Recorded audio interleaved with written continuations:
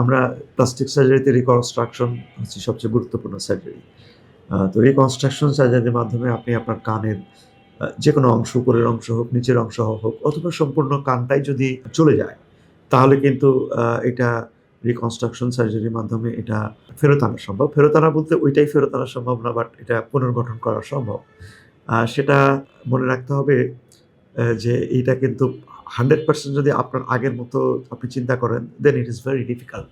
তবে আ কাছাকাছি করা সম্ভব। এই সার্জারিটা কিন্তু একটু কমপ্লিকেটেড। বেশ কয়েকটা স্টেপের মাধ্যমে এবং লম্বা সময় লাগে। আপনি যদি অনেকেই বলেন যে, "আমার সামনে ১ মাস সময় আছে, ১ মাসের মধ্যে আপনি এটা ঠিক করে দিবেন।" এটা পসিবল না। এই রিসেন্টলি আমার কাছে এরকম বিদেশ থেকে এক ভদ্রলোক আসেন, চলে যাবেন আবার ১ মাস সময় নিয়ে। কিন্তু আসলে এই সমস্ত ক্ষেত্রে এটা করা সম্ভব না। এটাকে প্রথমত তার স্ট্রাকচার তৈরি করা হবে।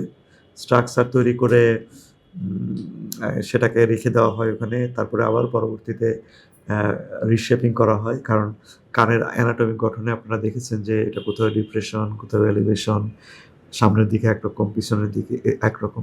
সুতরাং এটা একটা জটিল প্রক্রিয়া, তবে ডেফিনিটলি এটা করা সম্ভব।